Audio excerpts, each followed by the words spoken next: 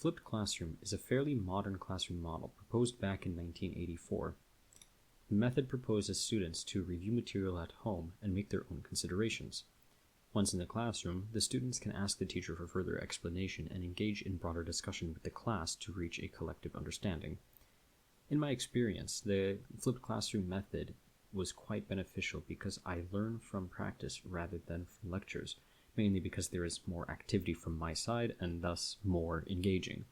As a result, I find the work at home easier because I only need to go over the basic concepts for a short period of time, rather than spend upwards of an hour solving problems on my own. Studying at home was less of a chore and time in class was more effective. By going over the more complex ideas in class, we were able to skip a lot of basics and get right into the harder topics and examples. Here, the presence of a teacher became far more beneficial since we were no longer asking questions which could have otherwise been answered by a quick Google search. However, no good thing comes without a cost. If a student does not review the preliminary content, whether by arrogance or forgetfulness, in my case the latter, they would find themselves to be behind and unable to participate in class. Additionally, given the fact that the model isn't so commonplace, at least to my knowledge, students may find themselves out of their element or generally confused by the new model. This could particularly be a problem among Polish students, for example, since the education method in Polish primary and secondary schools is very lecture-heavy. This is coming from my external observation of my Polish cousins, who would often complain about homework in school, so take it with a grain of salt. The flipped method is a lot more hands-on, and this can be intimidating for those who are not used to it. The drawbacks can be remedied, but it is mostly from the student's effort, and these remedies must be in place to begin with to even achieve the advantages.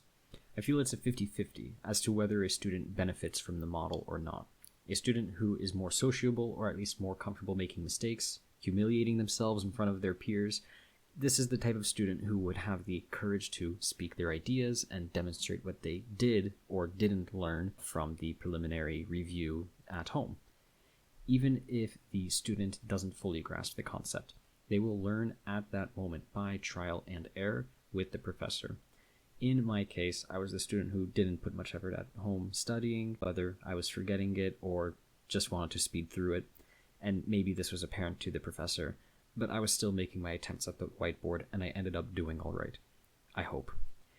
The flip method is both good and bad.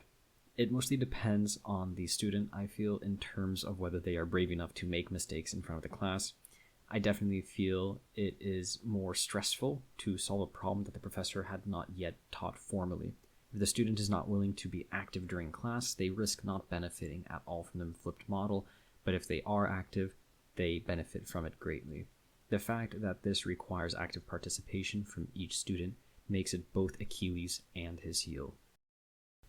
This video utilized AI to generate all of the images. The narration and the script were written by myself. Normally I would detest the use of AI, however in this case I just had an opinion I wanted to share. So I created the images just as some minor form of visual entertainment, so to speak.